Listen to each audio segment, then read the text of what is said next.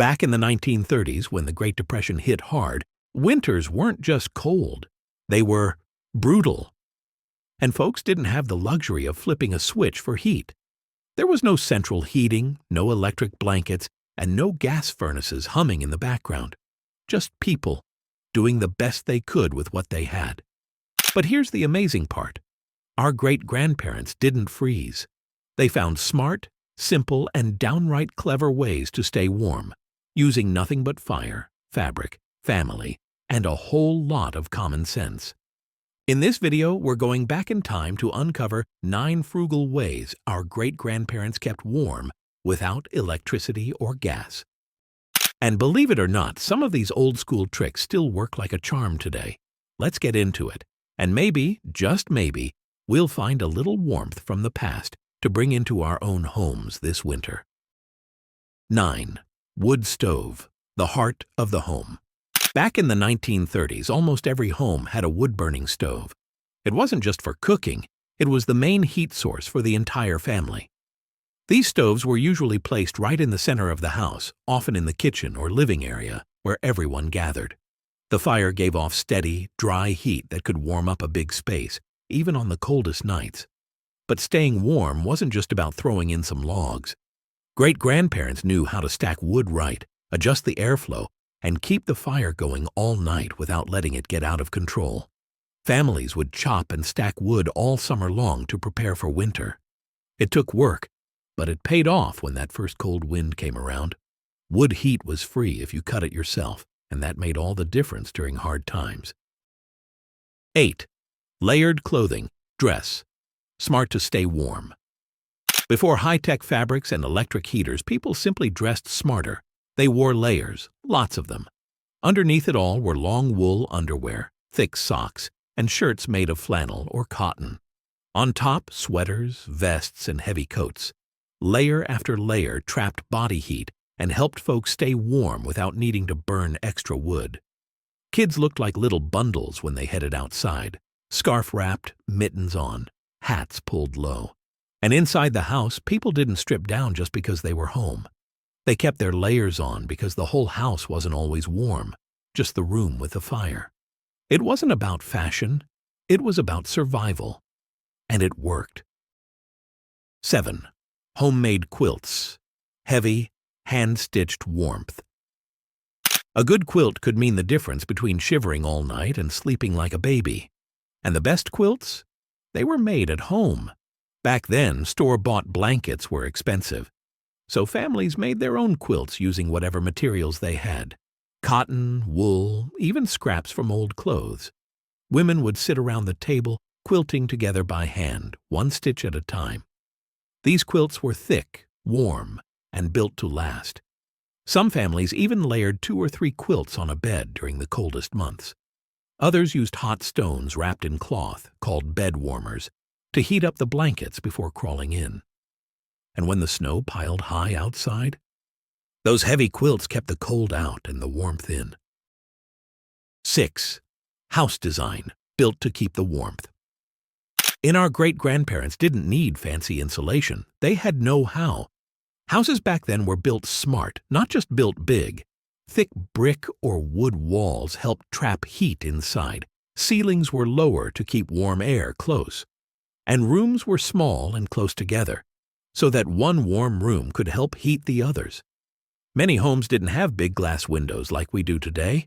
Fewer windows meant less cold air getting in. And when windows were used, they were often double-paned or had storm covers in the winter. Some families even packed clay, straw, or newspaper into wall gaps to stop drafts. It might sound simple, but these little tricks made a huge difference when the wind was howling outside. 5.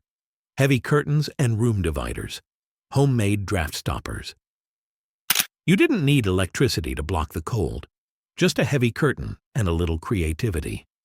In the 1930s, families used thick fabric, sometimes old quilts or wool blankets, as curtains over doors and windows. These weren't for decoration, they were practical. During the day, you'd open them to let the sun in. At night, you'd close them up tight to hold the heat inside. Some folks even hung heavy cloth between rooms to keep the heat where they needed it most. usually the kitchen or the living room with the stove. It wasn't fancy, it wasn't expensive, but it worked, and that's all that mattered. 4. Coal stove, a city favorite that packed heat. If you lived in a city or had a bit more money, chances are your home had a coal stove, sometimes called a parlor stove. Coal burns hotter and longer than wood. One good fire could last all night, giving off steady, strong heat that could warm multiple rooms. These stoves were especially common in the Northeast and Midwest, where winters were bitter. Coal was delivered in bulk and stored in basements or sheds. Families would shovel it in and carefully manage the burn. Coal stoves weren't as common in the countryside. Folks there usually had more access to firewood. But in cities and towns, they were a big step up in convenience and power. 3. Sleeping. Together, sharing body heat. The old-fashioned way. Back in the day, staying warm at night didn't come from a thermostat. It came from each other. It was common for entire families to sleep in the same bed, especially during winter.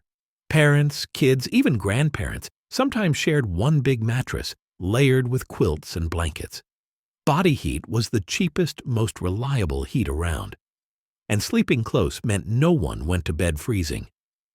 In colder parts of the country, some families would even warm up the bed with a bed warmer, a stone heated by the fire, then wrapped in cloth and tucked under the covers before bedtime.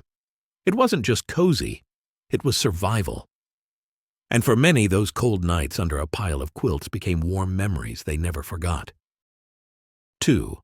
Gravity furnace, old-school central heating. In wealthier homes, especially in the late 1920s and 30s, you might find a gravity furnace tucked away in the basement. This early version of central heating didn't need electricity.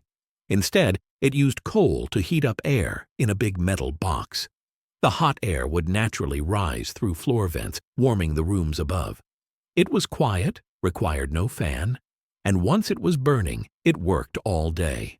But it wasn't cheap to install, and only families with a bit more money could afford it. Still, it was a sign of progress, and for those who had one, it meant the luxury of a warm house without constantly tending a fire. 1. Kerosene and oil lamps. Just a little heat, right where you needed it. These lamps were mainly used for light, but they gave off just enough warmth to take the edge off a cold room. In places where wood or coal were scarce, or for rooms far from the main stove, families would keep a kerosene or oil lamp burning. It wasn't much, but it was something. Sometimes people held their hands close to the lamp to warm up, or placed one near the bed before sleeping. They were small, simple, and portable, ideal for lighting and warming small spaces without electricity. And best of all, you could refill them yourself, clean them easily, and keep them running for pennies. Our great-grandparents didn't just survive harsh winters, they outsmarted them. With no electricity, no gas, and barely a dime to spare, they kept warm, using common sense, hard work, and a whole lot of family spirit. From chopping wood and layering clothes, to quilting by hand and sleeping side by side, every method had one thing in common: it worked. These old-school techniques weren't just frugal, they were brilliant. And even now, nearly 100 years later, many of them still make sense. They save money, reduce waste, and remind us that comfort doesn't always come from a power bill. So maybe this winter, try a few of these ideas in your own home. You might be surprised how much warmer you feel, not just in your house, but in your heart. If you enjoyed this trip back in time, give this video a thumbs up, hit subscribe, and share your own stories or tips in the comments. We'd love to hear how your family kept warm back in the day. Until next time, stay warm, stay frugal, and remember, the past still has a lot to teach us.